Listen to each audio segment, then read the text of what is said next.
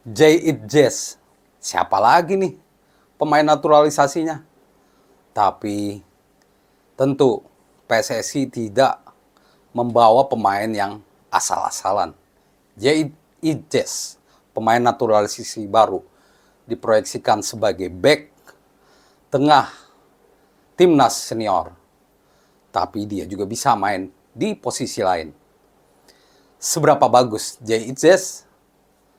Saya ceritakan di video ini.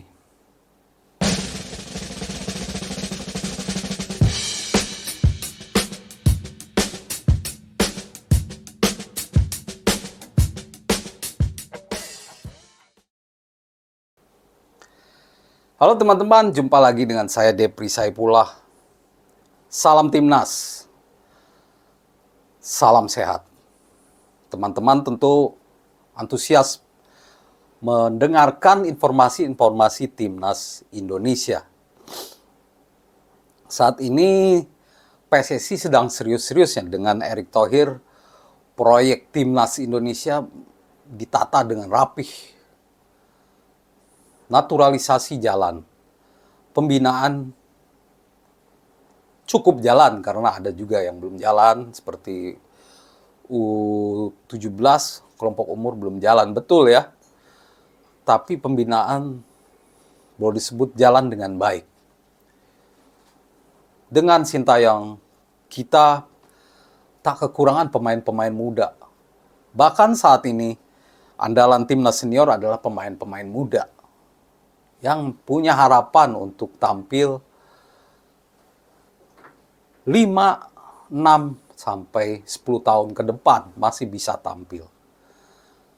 Pembinaan jalan dan naturalisasi jalan. Kontroversi tentu ada soal naturalisasi. Yang teranyar yaitu Jay Itzes, back Italia, back Belanda, tapi berdarah Indonesia. Jay Itzes kini main di Venezia, klub Serie B. Seberapa bagus Jay Itzes ini? Kalau melihat track rekornya, pemain ini cukup berpengalaman. 23 tahun, walaupun Venezia ya, tapi kan Liga Italia. Walaupun Serie B, tapi levelnya jauh lah di atas. Bahkan mungkin J-League sekalipun masih jauh karena kompetitif. Jadi kita bisa tersenyum puas dengan kehadiran Jazz ini. Postur 150 cm. Kita udah punya back jangkung juga, Elkan Bagot. Lalu ada Jordi Amat. Wah, sepertinya lini belakang kita sangat aman untuk Piala Asia nanti. Saya bisa mengerti kalau PSSI ngebut ya, pengen mencari pemain naturalisasi grade A. Karena Indonesia akan tampil di Qatar di Piala Asia 2024 melawan tim-tim yang sulit. Ada Jepang, Irak, dan juga Vietnam. Kalau Vietnam bisalah kita atasi ya. Walaupun suka kalah ya di Piala AFF, yang seniornya kalah, lalu di U23 juga kalah. Tapi itu kita ini masih selevel dengan Vietnam. Mereka kerap merepotkan, mereka kerap main licik, tapi Indonesia bisa mengatasi Vietnam. Tapi kalau bicara Irak, juara Piala Asia 2007, atau Jepang, juara Piala Asia 2015 atau 2019 ya, kalau saya nggak salah, atau 2021, kita memang masih jauh gitu. Jepang, pemain-pemainnya sudah mendunia, sudah main di Eropa semua. Endo, lalu Mitoru, Mitoma, lalu ada pemain back Arsenal juga. Rata-rata di Eropa, di Jerman, besar di Jerman, dan juga sekarang banyak di Inggris.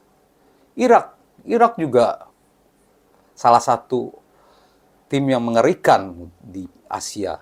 Banyak pemain-pemain mereka juga malang melintang di tiga top Eropa ya. Mereka sering bersaing dengan Iran. Pemain-pemain top lahir dari Irak ini. Dan mereka juga pernah jadi juara Piala Asia. Jadi bisa dimengerti mengapa PSSI pengen pemain grade A. Jay Itzes. Sebenarnya kalau dilihat komposisi pemain sekarang sih, sebenarnya lini belakang itu butuh nggak butuh.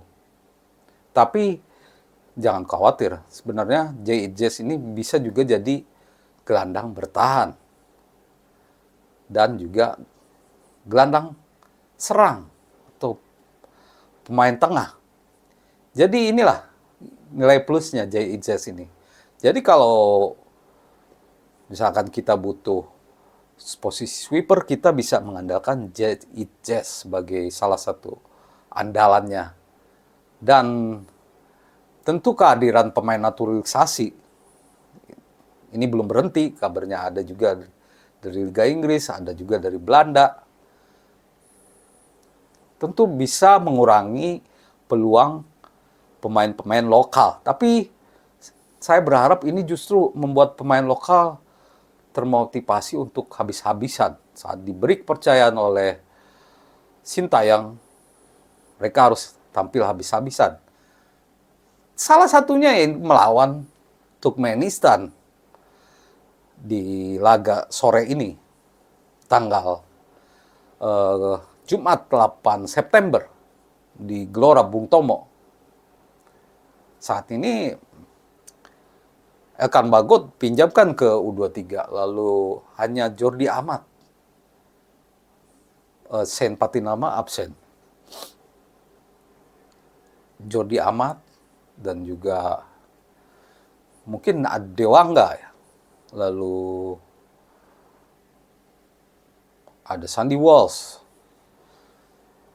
dan beberapa pemain senior Indonesia. Ini kesempatan buat pemain-pemain lokal kita untuk unjuk gigi. Andi Setio, terus Wahyu Prasetyo. Ini kesempatan buat mereka untuk unjuk gigi. Karena agenda timnas senior masih panjang. Jadi sebelum Jay Itzes resmi menjadi WNI ya, pemain-pemain lokal Indonesia jangan putus asa bahwa kesempatan mereka terbuang ya. Rizky Ridho, Ferrari, Dewangga, lalu banyak sekali ya potensi. Komang Teguh, Sintayong pun suka dengan pemain muda Indonesia, selalu memberi kesempatan. Jadi ini tambahan motivasi buat saya pikir ya, Jay Itzes ini tidak mengubur peluang pemain timnas Indonesia. Apalagi Jay Itzes ini bisa main di beberapa posisi. Jadi kalaupun dia memberi posisi back tengah kepada pemain Indonesia, pemain lokal, dia bisa main di tengah. Dan itu menjadi solusi ya buat Sintayong di pertandingan Piala Asia yang sangat berat. Lawan-lawannya susah, bisa imbang lawan Jepang, itu luar biasa. Dan kemudian menang lawan Irak dan Vietnam. Saya pikir itu kurang lebih hitung-hitungannya ya, biar bisa lolos ke babak berikutnya. Nah, demi misi itu memang PSSI terus mengupayakan pemain naturalisasi. Kabarnya juga posisi kiper juga masih ditambah. Namun saya berharap sih ada striker ya, naturalisasi. Kalau benar-benar naturalisasi, posisi striker sebenarnya yang genting ya di timnas Indonesia ini. Kita punya Hoki Caraka atau Arkan Kakak, tapi kan masih muda. Dan kalau untuk sekarang Hoki Caraka juga disiapkan di U23. Tapi untuk menjadi andalan di timnas senior masih jauh saya pikir. Hoki Caraka masih di kelompok umur lah. Nanti dia juga di Asian Games. Begitu juga Arkan Kakak yang akan fokus di timnas U17. Boleh disebut cuman Ramadan Sananta sekarang yang bagus ya di striker ya. Selainnya hampir tertutup karena memang striker di klub-klub Indonesia juga lebih banyak main asing. Jadi pemain-pemain kita agak terkubur gitu. Dan di Arema FC, terus banyak nama-nama lain lah yang memang kalah. Rata-rata klub Liga 1 mengandalkan pemain asing. Jadi sebenarnya striker asing yang dibutuhkannya. Tapi itu lebih susah lagi. Apalagi kalau pengennya grade A. Grade A. Bisa grade B aja udah lumayan. Nah, karena minim ini mungkin ya saya yakin bahwa di laga-laga ke depan senior mungkin lebih banyak satu striker saja. Dimas Derajat sering cedera. Dendi Sulistiawan bagus, cuman dia kadang-kadang cuma bagus lari tapi penyelesaian akhir kurang. Kalau Ramadan Sananta ini striker, benar-benar tipikal striker yang striker gitu, memegang bola, bisa menembak, bisa menyundul, bisa menahan bola di lini depan. Itu yang nggak ada di klub Indonesia sekarang. Itu jadi kesusahan juga. Dan berharap dalam 2-3 tahun ini Indonesia terus bisa melahirkan striker-striker baru. Sedangkan naturalisasi yang striker saya belum dengar nih. Kebanyakan ya wingback, gelandang, atau back gitu. Mudah-mudahan ada striker. Karena inilah yang dibutuhkan ya untuk bersaing di kancah Asia lah untuk saat ini. Nah, kembali J.I. Jazz ini. Dia besar di Belanda, tapi kini dia merambah terus ke Italia. Saya bisa maklum sih dia memilih Indonesia karena saya yakin kalau peluang untuk di Belanda sangat sulit. Karena timnas Belanda, wah sulit sekali. Banyak saingannya. Karena itu dia memilih timnas Indonesia. Dan diharapkan dengan motivasi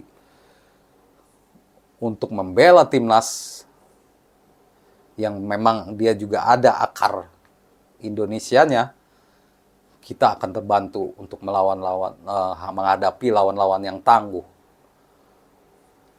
Saya pikir sebelum kita memberi nilai terhadap JIJ, tentu kita menunggu dulu prosesnya dulu selesai ya. Karena setelah kita melihatnya permainannya di timnas, kita baru bisa melihat kualitas sebenarnya. Memang kalau lihat pengalamannya sih udah tak perlu diragukan lagi.